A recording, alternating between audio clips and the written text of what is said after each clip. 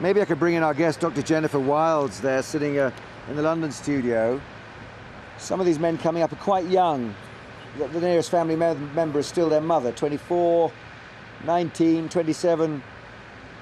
Do you think, Jennifer, that's a different experience for young men of that age rather than the more mature men who have wives and children?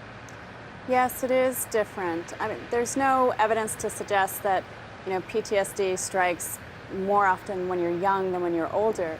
However, what differentiates these miners from the older ones is their level of experience. So they have less experience in dealing with potentially traumatic situations in the mine, as well as less experience in the mine itself.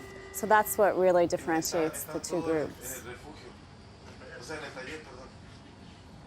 Will they need special help in terms of articulating any issues that they've developed from the experience? They should be encouraged to come forward for help if they wish it. But there shouldn't be any differences in terms of being able to articulate what's been difficult for them. In fact, I think we saw that the young miner, the 19-year-old, was very forthright about saying what was difficult for him. And so a lot of preparation was able to be put into place to help him, particularly coming to the surface.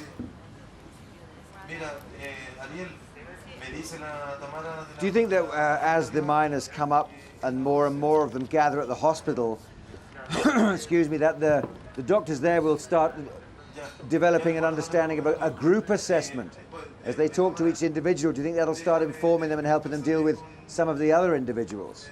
Yes, of course. And also the ones who have been rescued will also be able to comment on the ones who are still behind.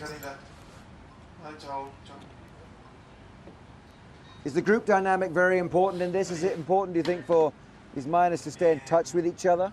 They feel supported through the worst part of it, which actually has been the last 69 days.